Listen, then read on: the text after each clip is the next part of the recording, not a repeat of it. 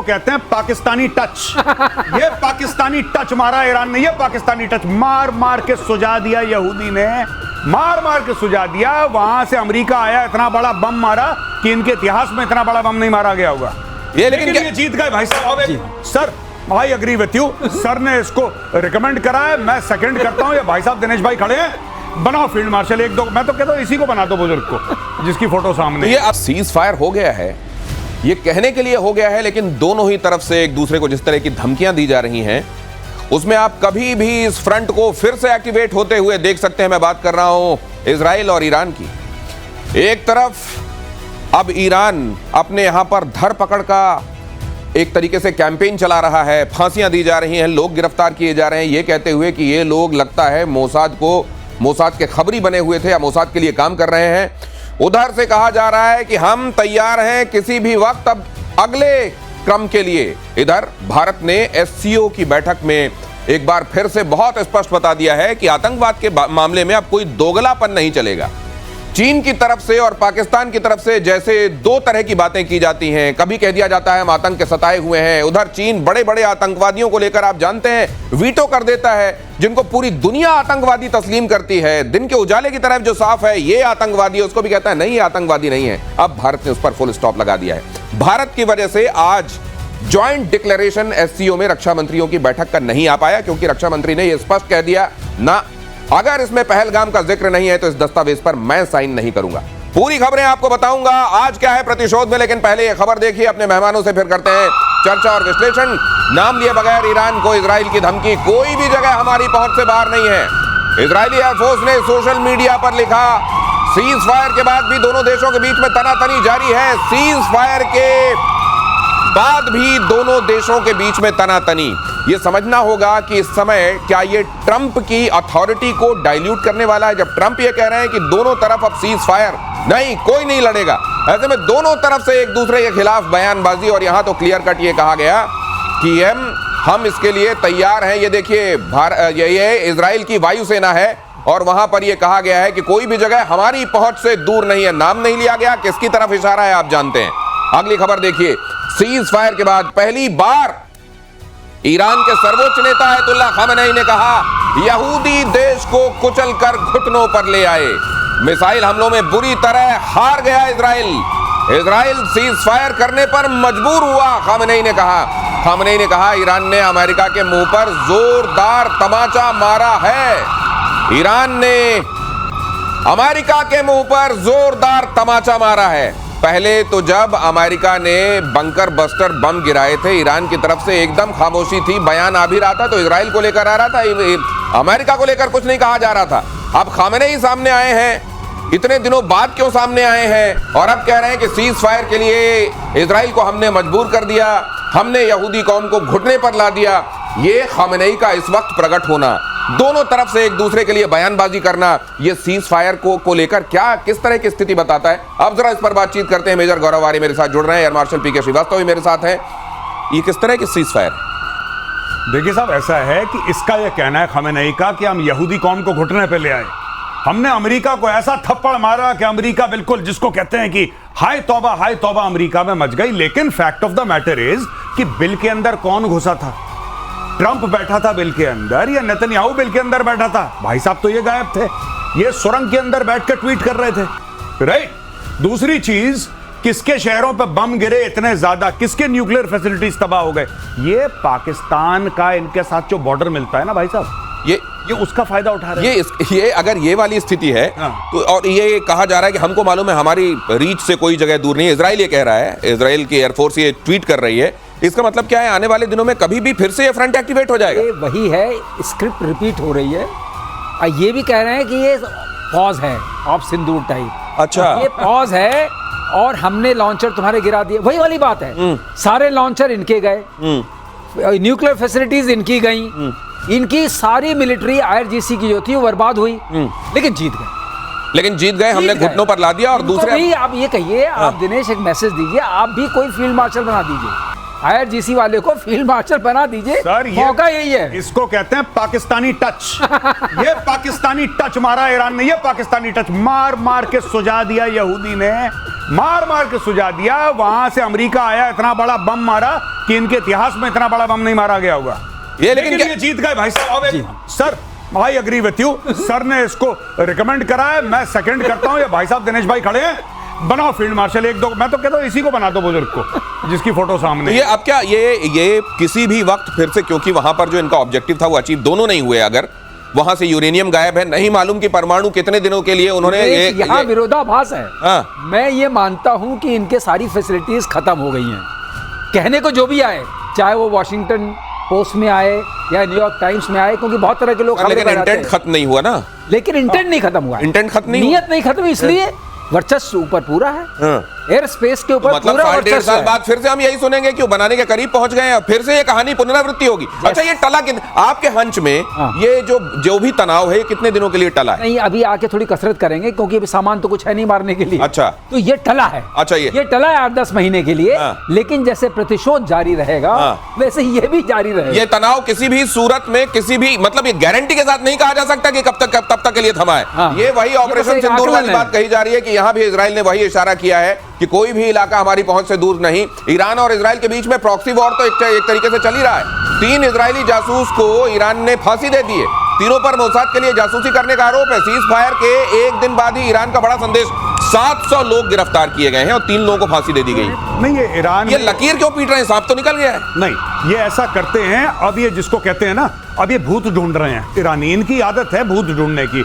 ये भी गद्दार है, ये भी गद्दार है, ये भी गद्दार है, गद्दार है। अब देखिए जो फेलियर हुआ है दिनेश, हमें बात समझनी पड़ेगी। अब थोड़ी सी जरा स्ट्रेटेजिक बात कर लेते हैं। जो ईरान का फेलियर हुआ है, जो इजरायली हवाई जहाज ईरान के ऊपर उड़े हैं, जिनको पता ही नहीं क्या हो रहा है, इनको पता ही नहीं नीचे क्या हो रहा है। जो अमेरिकन हवाई जहाज आए, इनको पता ही नहीं नीचे क्या हो रहा है। अब आप किसको इसको दोषी ठहराएंगे? क्या आप खमेनी को बोल सकते हैं कि तुम्हारी लीडरशिप खराब है?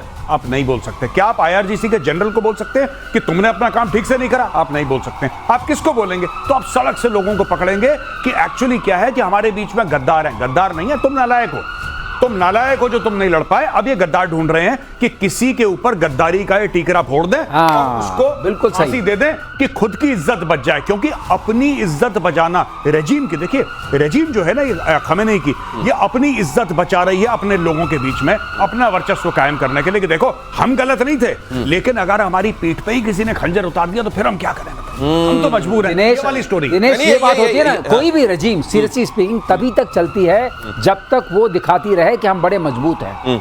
अब इस रजीम में बचा क्या? आपके सारे कमांडर्स मार दिए गए पहले दिन, साइंटिस्ट मार दिए गए। कोई ये पूछ रहा होगा कि आपके कमांडर और वैज्ञानिक वो महिला के आकर्षण में क्यों आ गए? भाई साहब, आप लोग थोड़ा चरित्र अपना अच्छा क्यों नहीं करते? ये कोई पूछ रहा होगा इनसे। ये देखिए बहुत मॉरल रजीम है ये। इसमें मॉरल पुलिस भी है और एक सीक्रेट पुलिस है जो सीक्रेटली पता करती है कितने लोग मॉरल स्टैंडर्ड्स को मीट करते हैं। अब आप समझ सकते हैं बाकी काम तो मतलब ये सांप निकल जाने के बाद लकीर पीटने वाला बली का बकरा ढूंढ के, स्केपगोट जिसको कहते हैं ना, कि अब ये जिम्मेदार हैं। उधर नहीं, घाव छोड़कर बाकी जगह मरहम पट्टी की जा रही है क्या? ये सवाल सामने है। और अगली खबर देख लीजिए, इजरायली खुफिया एजेंसी मोसाद के चीफ डेविड बर्निया क्या कह रहे हैं। उन्होंने बड़ा बयान दिया है, ईरान में वर्षों तक बनी रहेगी मोसाद। ये गारंटी उनको कैसे है, ये जरा बताइएगा आप लोग।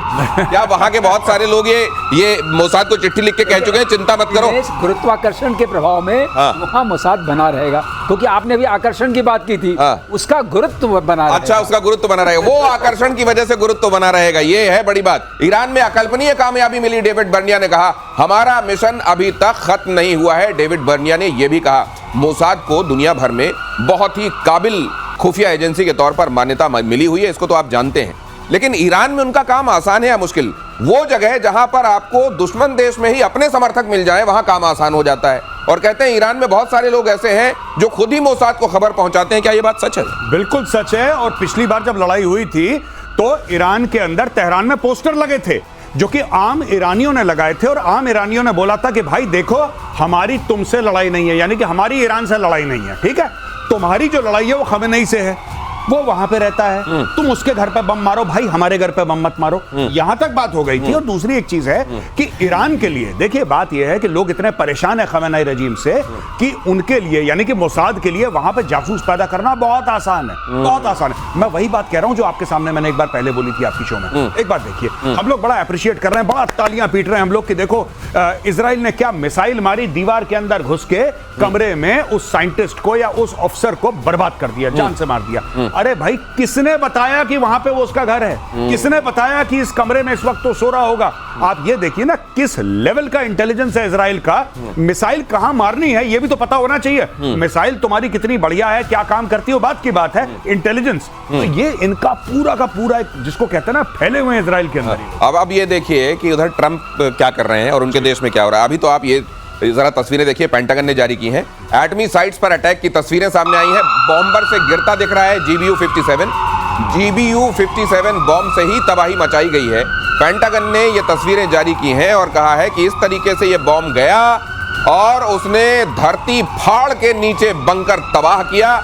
इस तरीके से वो बॉम्ब गया है। बहुत बढ़िया विजुअल है ये विजुअल कमाल का है। कमाल है। आपके चैनल पर पहली बार चल रहा है, आपके शो में पहली बार चल रहा है। बहुत बढ़िया विजुअल। ये एक्सक्लूसिव तस्वीरें हैं सर, पेंटागन से निकली हैं और टाइम्स नाउ नव भारत पर दिखाई दे रही है। लेकिन मैं दूसरी बात जानना चाहता हूं, ये दिखाकर पेंटागन ने, अमेरिका ने क्या साबित करने की कोशिश की है? ये साबित करने की कोशिश की है जो ऊपर से गड्ढे दिखाई दे रहे हैं आपको ना, छोटे वाले जो देख के लोग मान नहीं रहे थे, ये उनकी वजह से बने हैं। और ये नीचे पूरा गया है। जाते समय आपने कोई ऐसा लग रहा है कि कोई हॉट नाइफ एक बटर में जा रहा है, बिल्कुल वैसे जा रहा है। ये इसका वजन, ये इसकी तेजी है। और जब 60 मीटर नीचे आके 200 फुट नीचे आकर के, ये देखिए सर, उधर की तस्वीरें भी है कि नीचे जब फाड़ के घुस रहा है तो क्या स्थिति कर रहा है वो, और उसके बाद जब फटेगा इमेजिन करिए कुछ बचेगा। तो कहने की बातें हैं, आकलन है, या मुझे लगता है कुछ लोग जानबूझ के ये एक उकसा रहे हैं अमेरिका को, खासतौर से ट्रंप को। इतने मारने से काम नहीं पड़ा है, और मारो। वो कह रहा है शांति लाओ, उसको नोबेल पुरस्कार नहीं लेने देंगे। वो कह रहे हैं और मारो, और वो कह रहा नहीं मार दिया, वो मर गए, बोले नहीं मारो। अब इसका क्या इलाज है? ये दोनों तस्वीरें आप देख लीजिए, उस बॉम्ब को हवा में देख लीजिए, और जब वो आकर जाकर अपना काम कर रहा है, वो जैसे कह रहे थे अभी श्रीवास्तव सर कि मक्खन के ऊपर चाकू जैसे चलता है आराम से, उसी तरीके से धरती के उस हिस्से को। ये देख के दिनेश आपको एक बात याद आई जी, जब इंडियन एयरफोर्स ने बालाकोट में स्ट्राइक्स करी थी तब भी लोगों ने उंगली उठाई थी कि यार ये पूरा कंक्रीट का स्ट्रक्चर है, ऊपर से छोटा सा छेद है और सब कुछ ठीक ठाक है। वो स्पाइस 2000 था, वो स्पाइस 2000 था, वो वैसे ही गया था, होल ड्रिल करके अंदर जाके अचानक फटा और वहां का टेम्परेचर जो था वो अचानक हजारों डिग्री का हो गया और हड्डियां गल गई जिसकी भी गलनी थी वहां पे। तो 300 जो टेररिस्ट मारे थे वो भी, अच्छा ये अलग है, वो टेक्नोलॉजी अलग है। मैं मस्जिद सुभान अल्लाह की याद दिला रहे हैं आप। ना बालाकोट की बात। अच्छा बालाकोट की बात, अच्छा बालाकोट वाली बात कर रहे हैं। अच्छा ओके, राइट। यहाँ पे गड्ढा देखिए जरा, वहां पे तो स्पाइस बॉम्ब की चर्चा हो ही रही है, जरा इसको देख लीजिए। It is in the missile city. ये देखिए सर, गड्ढा देखिए वो। अरे वाह, ये इतना बड़ा क्रेटर, इतना बड़ा गड्ढा, ये बहुत दिन तो इसको पूरने में लग जाएंगे, इसको गड्ढे को भरने में लग जाएंगे। पूरने का सवाल ही नहीं, उसके नीचे आप जाओगे, अंदर पहुंच जाओगे मिसाइल सिटी में, ज्यादा कुछ करने की जरूरत। अच्छा अब ये ऊपर से मलबे से बंद हो चुका है और सिर्फ वो लंबा वाला 200 फुट का छेद रह गया है, जो ऊपर से फिर वो तिरपाल टेक्नोलॉजी आ जाएगी इनकी वाली, वो से ढक नहीं सर। तो इस तरह में जब आपने जहां पे इतनी मेहनत की हो, मैं एक चीज जानना चाहता हूं, जरा इसको यहां पर प्ले करें। ये है तो बहुत, ये तो ऐसा गड्ढा है सर कि ये कभी भरेगा नहीं। ये दिमाग में जो घुस गया वो भी नहीं भरेगा। लेकिन सर मैं एक बात जानना चाहता हूं, जहां इन्होंने पूरी एक सिटी जैसी डेवलप की हो धरती के नीचे, जहां पे ये सारे काम कर रहे हो, सेंट्रीफ्यूज लगाए गए हों, वहां जो थोड़ा बहुत बच गया होगा उसी को फिर से आबाद करके काम करेंगे या जगह पहचान ली गई है? जगह पहचान नहीं। एक दिनेश एक बात बता दूं, जब यहाँ पर ऐसा विस्फोट होगा जो सरलीकरण में ये है, उसका कैस्केडिंग इम्पैक्ट इतना होगा, क्योंकि वहां जो कुछ भी है वो ज्वलनशील है, केमिकल्स हैं, बाकी चीजें हैं, तो ज्वलनशील होंगे, उसका इम्पैक्ट होगा। एक बात हमेशा उठती है, बताना फिर जरूरी है कि रेडिएशन क्यों नहीं होगा। जो यहाँ पर U-235 है वो डर्टी बॉम्ब नहीं है, स्पेंट फ्यूल जो है डर्टी बॉम्ब होता है, क्योंकि वो होता है सीजियम 137। तो मतलब भले ये वहां पे रखा हो U-35 संशोधित, ये 90% एनरिच्ड रखा हो, तब भी वहां से नहीं निकलेगा। ये प्राइमरली अल्फा एमिटर है। अच्छा। प्राइमरली बीटा एमिटर है, गामा नहीं है जो कि जलाता है, जो गलाता है। अच्छा। ये उसमें नहीं करता है। नहीं तो सीजियम 137 इससे डर्टी बॉम्ब बोला जाता है, बिकॉज उसको बोलते हैं कि रेडिएशन डिस्पर्सल डिवाइस। अच्छा, इसलिए उसको बोलते हैं क्योंकि उससे रेडिएट होता है, गामा रेज होती हैं। अच्छा, तो ये तो मतलब वहां पे क्या आपको लग रहा है आईएईए को अल्फा पार्टिकल मिल गए होंगे क्या? अल्फा पार्टिकल मिल गए होंगे। देखिए कुछ दिनों में फिर आईएईए का बयान आएगा। अच्छा, ये शायद दोस्ती करने का माहौल चल रहा है। हाँ। कि हमें मना मत करो, बैन मत करो। ठीक है। अब उन्होंने बैन कर दिया है पार्लियामेंट ने, उस चक्कर में ऐसा मामला चल रहा है। कुछ दिनों में आप देखिएगा धीरे धीरे परतें खुलेंगी। अच्छा, और मानेंगे भी कि हमारे यहाँ तो अभी ये जो आपने ये जो दोनों देशों के बीच में तनाव देखा है ना, और अगर आप सोच रहे हैं कि सब कुछ रहस्य जो इससे जुड़ा हुआ है सब कुछ सामने आ गया है, तो आप गलत सोच रहे हैं। हर दिन यहाँ की परतें भी आप ऑपरेशन सिंदूर के कई तथ्य रहस्य अब जान रहे हैं ना, इसी तरीके से यहाँ के भी बहुत रहस्य जानेंगे और प्रतिशोध हर दिन आपको वो रहस्य बताएगा। खुद को शांति दूत साबित करने में जुटे डोनाल्ड ट्रंप, अगली खबर देखिए।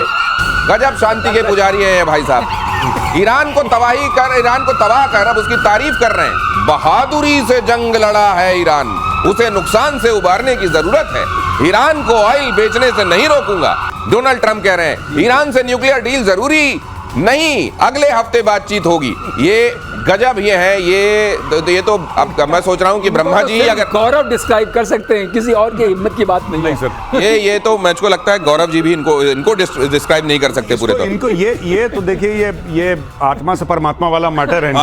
हाँ। अब देखिए सर ने कल मैडमैन थ्योरी बनाई थी। मैडमैन थ्योरी मैं बता दूं क्या थी कि रिचर्ड निक्सन का ही भौकाल था, ये राष्ट्रपति थे अमेरिका के।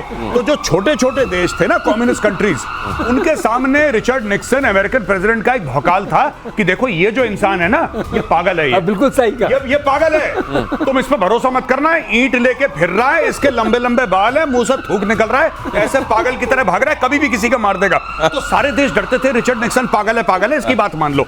यही जो सर ने कल यही स्टोरी सर समझा रहे थे, ट्रंप का यही मैडमैन वाला सिंड्रोम है इसका। ये सबको बोल रखा है इसने इनडायरेक्टली कि भाई देखो ऐसा है कि डोनाल्ड ट्रंप की कोई गारंटी नहीं है, आदमी बिल्कुल पागल है। सर से ये किसी को ईंट लेके मार देगा, इसके मुंह से थूक निकल रहा है, कपड़े फटे हैं, सड़क पे ऐसे घूम रहा है लंबे बाल लेके। वैसे दुनिया में इस तरह के लोगों का भी बड़ा महत्व है, इसकी बड़ी वैल्यू है। अरे भाई जो समझ में ना आए, जो अनप्रेडिक्टेबल हो, जो पढ़ा ना जा सके, ये अभी क्या करेगा, अभी जो कह रहा है वो करेगा नहीं करेगा, जो कह रहा है वो करेगा, या जो कर दिया है उस पर आगे टिकेगा नहीं टिकेगा, जो जिस आदमी की कोई गारंटी। सबसे बड़ी बात ये जो करेगा किसी को नहीं पता, ये कहता मुझे खुद नहीं पता मैं क्या करना। ये देखिए ना, सबसे बड़ी बात है। दिनेश, अगर आप ये प्रतिशोध नहीं कर रहे होते, हमको भी नहीं पता चलता। बात आज कल थी, कल है, और बाद में हमसे आप पूछते बताइए ऐसा क्या है। ये डोनाल्ड ट्रंप पहला कार्यकाल और डोनाल्ड ट्रंप दूसरा कार्यकाल, बीच में कोई कोर्स करके आए हैं मुझको लग रहा है। बीच में इन्होंने कोई स्पेशल कोर्स किया है, अनप्रेडिक्टेबिलिटी वाला कोर्स, कि उसमें बने रहो पगला और दुनिया समझेगी कि भाई ये कौन है जो अब आ गया अगला। अब